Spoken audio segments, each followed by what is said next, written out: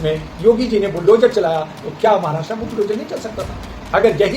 अगर बाबा सिद्दीकी तो थे, और अगर ये जो है बिश्नोई मियाँ जी होते या बिश्नोई खालिद होता या खालिद होता तो अब तक तो बुलडोजर चल जाता। तेज बाबाओं पे केस चल रहा है, आप उसको इंडिया गेट पे ला के शूट क्यों नहीं करते? मैं ह्यूमन राइट्स का आदमी, मैं शूट करना और फांसी लगाने के खिलाफ हूँ ह्यूमन राइट्स के नाते।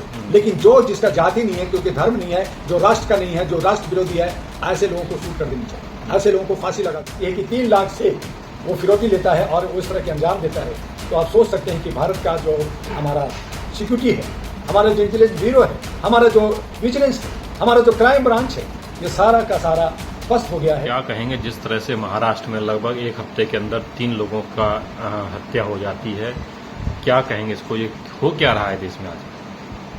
जर्नलिस्ट महोदय, जब भारत में चुनाव होता है, चाहे वो असेंबली का हो या संसद का हो, ये गुटबाजी और ये पैसे के लेन देन, चंदा उगाही का दौर चलता है।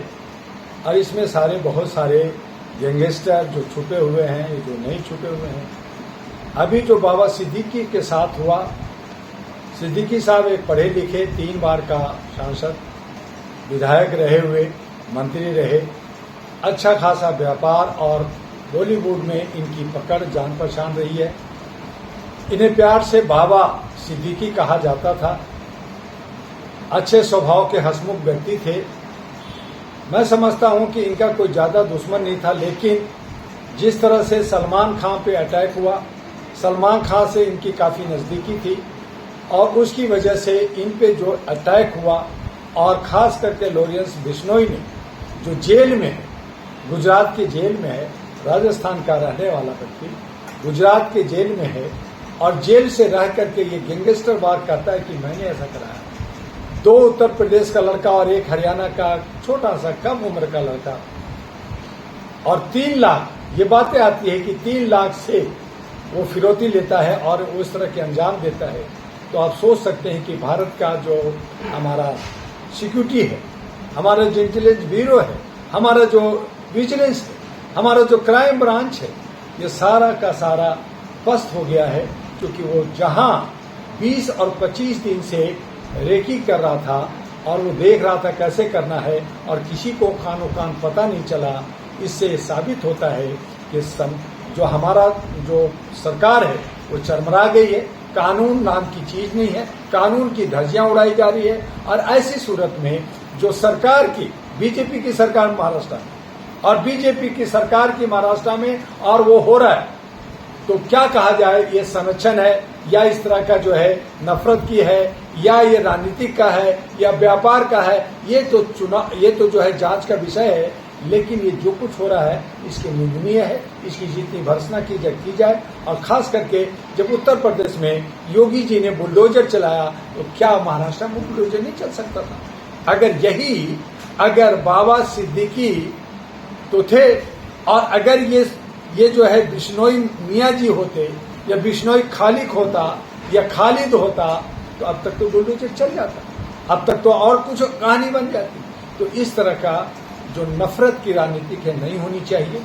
जो इस तरह की हरकतें कर रहा है, जो डॉनगिरी है, जो बदमाशी है, जो नफरत पहुंचा रहा है, एक दूसरे की मार रहे हैं, उनका कोई जात नहीं होता। अलगाववाद, आतंकवाद का कोई जात नहीं होता। और इस पे सरकार को जिस तरह से मोदी जी कहते हैं कि इनका कोई जात नहीं है, मैं इनको छोड़ूंगा नहीं, तो छोड़ूंगा नहीं तो इनको छोड़। लेकिन एक तरफ तो मोदी जी और अमित शाह जी कहते हैं कि देश में कानून का राज है, कानून का राज है, जो भी गलत करेगा उसको बख्शा नहीं जाएगा।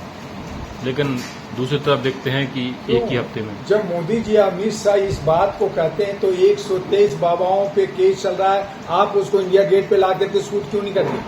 मैं ह्यूमन राइट्स का आदमी, मैं शूट करना और फांसी लगाने के खिलाफ हूँ ह्यूमन राइट्स के नाते। लेकिन जो जिसका जाति नहीं है, क्योंकि धर्म नहीं है, जो राष्ट्र का नहीं है, जो राष्ट्र विरोधी है, ऐसे लोगों को शूट कर देनी चाहिए, ऐसे लोगों को फांसी लगा देनी चाहिए। लेकिन कहाँ हो रहा है? वहां तो ये हो रहा है कि जितने भी बलात्कारी, जितने भी व्यभिचारी, जितने भी गुंडे, जितने भी बदमाश, अगर आप बीजेपी ज्वाइन करते हैं, आप जो है वॉशिंग मशीन में धुल जाते हैं। धो दिया जाता है। तो यही कांग्रेस भी करती थी, यही आप भी कर रहे हो, यही आगे होता रहा, यही पीछे होता रहा। तो जनता तो बेवकूफ है ना, हम बेवकूफ है ना कि हम विश्वास करते हैं एक थाली में बैठे ये सब एक दूसरे को बेवकूफ बना के जनता को और लोगों को जो है मारने मराने में, नफरत फैलाने में, देश को जो है अस्थिर कर करके सामाजिक सौहार्द बनेगा। तो कैसे इंसाफ मिलेगा जनता को? आप एक ह्यूमन राइट देखिए, जनता को इंसाफ मिलेगा।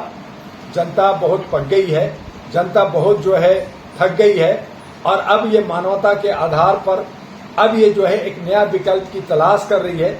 जहां उनको विकल्प मिल रहा है वहां पे वो जा रहे हैं, लेकिन जहां विकल्प नहीं मिल रहा है उसकी तलाश कर रहे हैं। और इसके लिए अहरा नेशनल पार्टी जो मानवीय आधार पर बनी है, जिसका लिफाफा चुनाव चिन्ह है, वो अपना पिटारा लेकर के आई है और अपना एजेंडा लेके आई है कि उस एजेंडा का अगर हम पूरा नहीं करेंगे तो मेरी चल अचल संपत्ति जब्त होगी, मेरी जो है सदस्यता खत्म होगी और पार्टी की जो है पार्टी निरस्त होगी। तो ऐसा कोई पार्टी कहने वाला नहीं है। एकमात्र मानवीय मूल्यों का जो जनता का और जनता द्वारा इस तरह से कर रहे हैं। दिल्ली के अंदर हम विधानसभा में एक नहीं 70 के 70 महिलाओं को उतार रहे हैं, मातृशक्ति को उतार रहे हैं कि भारत की राजधानी दिल्ली में जैसे घर संभालती है वैसे दिल्ली को संभालेंगी। तो ये सोच लेकर के हम लोग चल रहे हैं। देखते हैं कितना सफल होते हैं, देखते हैं कितना प्यार मिलता है। लेकिन अभी तक हमें अच्छा प्यार मिल रहा, अच्छा रिस्पांस मिल रहा है और बहुत जल्दी ही हम 70 की 70 महिलाओं का हम घोषणा जो है प्रेस क्लब में कर दें।